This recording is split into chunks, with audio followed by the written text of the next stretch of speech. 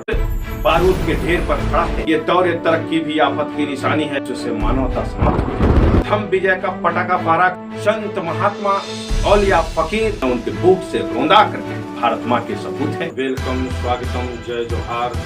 आज हम सभी वैसे देश के बारे में बात करने जा रहे हैं जो देश सदियों से विश्व में अपना एक नाम रखा है, अपना एक पहचान रखा है। वह देश कोई और नहीं, वह देश है भारत। आपको जानकर खुशी भी होगा कि भारत सदियों से लोगों को नया नया संदेश देते आ रहा है, लेकिन आज विश्व बारूद के ढेर पर खड़ा है, जहां हर ओर हिंसा ही हिंसा नजर आ रहे हैं।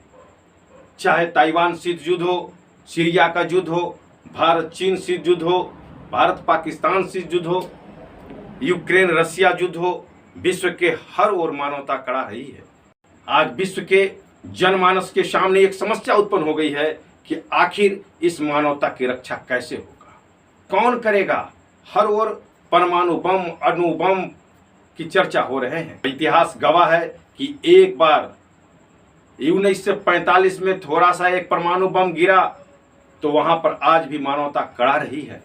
अगर ऐसी परिस्थिति में फिर से परमाणु बम की अगर जो होड़ चली है, अगर वैसी परिस्थिति में फिर कहीं पटका गया तो लगता है कि विश्व से मानवता समाप्त हो जाएगी। वैसी परिस्थिति में विश्व की निगाहें भारत की ओर है, और ठीक ही कहा गया है कि यह दौरे तरक्की भी आफत की निशानी है।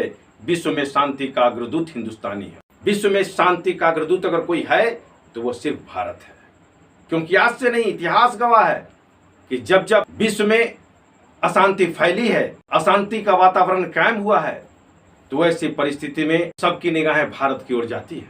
तो ऐसी परिस्थिति में भारत ने अलग हट करके एक अपना परिचय दिया है, क्योंकि भगवान बुद्ध, भगवान महावीर ने विश्व में शांति, सहिष्णुता, भाईचारा, अहिंसा का संदेश दिया था, और तब विश्व के लोग इस मंत्र को अपना करके अपने मानवता को बचाने में सफल हुए थे। उतना छोड़ दें, विश्व में जब जब अज्ञानता ने पैर पसारा है, वैसी परिस्थिति में, यानी यूं कहें कि अंधकार युग जब कायम हुआ है, तो वैसी परिस्थिति में ज्ञान विज्ञान का प्रसार करने वाला देश कोई और नहीं, वो भारत ही था, जिसने नालंदा, तक्षशिला, विक्रमशिला विश्वविद्यालय से विश्व में ज्ञान की रोशनी फैलाया था। वो भारत ही है जिसके नाम पर एक सागर है जिसे हम हिंद महासागर के नाम से जानते हैं। भारत ही वो देश है जहां शस्त्र विजय के स्थान पर धम्म विजय का पटाखा फाड़ा कर राजा अशोक ने महान सम्राट अशोक की उपाधि से विभूषित धारण किया था। यह कोई और देश नहीं, भारत ही है। इतना छोड़ दें, भारत के मिट्टी में एक से एक संत महात्मा औलिया फकीर यहां पर जन्म लिए, और जिन्होंने विश्व में एक नई व्यवस्था को जन्म दिया, जिसे शांति, सहिष्णुता, प्रेम, भाईचारे का संदेश के नाम से जानते हैं। विश्व में 7 धर्म हैं, जिसमें 4 धर्म भारत में ही जन्मे हैं। सनातन धर्म, सिख धर्म, जैन धर्म, बौद्ध धर्म। यह भारत की पवित्र मिट्टी है जहां 4 धर्मों का प्रादुर्भाव हुआ, और 4 धर्मों के भगवान कहें वो अवतरित हुए। विश्व में लोकतंत्र की होड़ सी लग गई है। हर देश लोकतांत्रिक होना चाहता है, लेकिन आपको जानकर यह खुशी होगी कि विश्व में सबसे पहला लोकतांत्रिक देश अगर कोई था तो वो था भारत, क्योंकि ईसा मसीह के 600 ईस्वी पूर्व यानी 6ठी शताब्दी में भगवान बुद्ध के समय लिच्छवी वंश के राजा ने लोकतंत्र की स्थापना किया था। यह बात अलग है कि उस परिस्थिति में वो सफल नहीं हो सका। विश्व में अगर देखें तो प्राचीन सभ्यताओं में भारत की ही सभ्यता प्राचीन मानी जाती है, जिसको सिंधु घाटी सभ्यता कहते हैं। आपको यह जानकर खुशी होगी, वो भारत ही देश है जहां शून्य और दशमलव का उद्भव हुआ।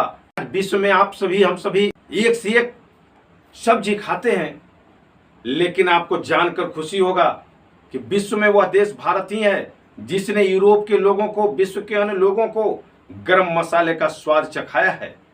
और वह देश कोई और नहीं, भारत है, जो रेशम मार्ग से होते हुए यूरोप के देशों में गरम मसाला के स्वाद पहुंची थी। तो 2011 के जनगणना के अनुसार हम विश्व में चीन के बाद दूसरे स्थान पे आते हैं। आने वाले समय में जो जनगणना होगी उसमें हम विश्व में प्रथम स्थान पर रहेंगे। जैसे अन्य विशेषज्ञों के अनुसार तो आज ही हम विश्व में आगे बढ़ चुके हैं।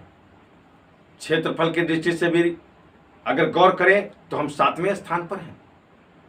भारतीयों के ऐसा देश है जहां भारत की बेटियों ने भी कमाल कर दिया है, भारत की महिलाओं ने कमाल किया है, और उस महिला के ताकत के सामने विश्व को नतमस्तक होना पड़ा, क्योंकि सबसे कम खर्च में और कम संसाधन में मंगलयान भेजने का श्रेय भी भारत को ही जाता है, और इसमें महिलाओं का महत्वपूर्ण योगदान है। हमें उन पर नाच।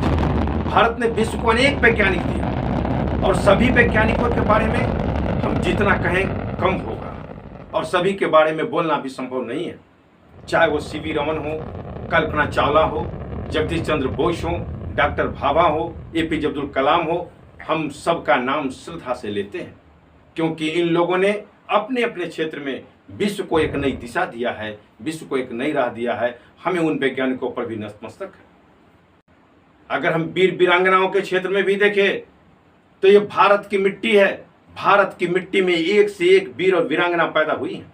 धर्मशास्त्र के अनुसार भी भारत की मिट्टी में जो वीर वीरांगना होते हैं कुर्बानी देने से पीछे नहीं हटते। याद होगा आपको कि जब लंकापति रावण भारत के इज्जत माता सीता को वो अपहरण करके लेके जा रहा था, तो भारत की मिट्टी में जन्मा हुआ जटायु आकाश मार्ग में भी उस रावण से लोहा ले लिया था।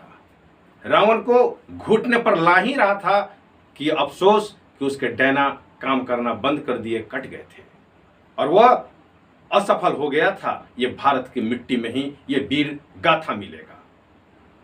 माखनलाल चतुर्वेदी के शब्दों में जो भारत में जन्मे हुए फूल हैं, उसकी भी एक इच्छा है कि चाह नहीं मैं सुरबाला के गहनों में गूथा जाऊं, चाह नहीं देवों के सिर पर चलूं और भाग पर इटलाऊं। मुझे ये इच्छा नहीं है कि मैं सुरबाला के गहनों में गूथा जाऊं, देवों पर सिर पर चढ़ूं, भगवान के सिर पर चढ़ा करके अपने आप को सौभाग्यशाली समझाऊं, ऐसा भी मुझे नहीं है। तो फिर इच्छा क्या है बोल?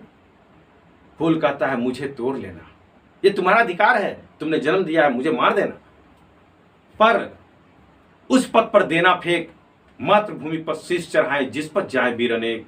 जो अपने भारत माँ की रक्षा के लिए अगर कुर्बानी देने के लिए जा रहे हैं, अपने माँ की आन बान और शान की रक्षा के लिए समर्पित होने जा रहे हैं, उसके रास्ते में फेंक देना, उनके बूट से रौंदा करके। कुछ पल तो हम उस भारत माँ के सपूत होने का गौरवान्वित महसूस कर सके। यह फूल की इच्छा है। जब फूल की यह इच्छा है, पंछी की यह इच्छा है, तो आप तो इंसान हैं। आपको भारत के बारे में कैसी इच्छा होनी चाहिए? इस भारत माँ की आन बान और शान के प्रति आपकी कैसी इच्छा होनी चाहिए? आइए, हम भारत माँ के सपूत हैं, और आज भारत में जो भी कुछ हो रहा है उसके प्रति सटीक रहें, सतर्क रहें, और भारत माँ की आन बान और शान की रक्षा के लिए हम तत्पर तैयार रहें। जय हिंद, जय भारत।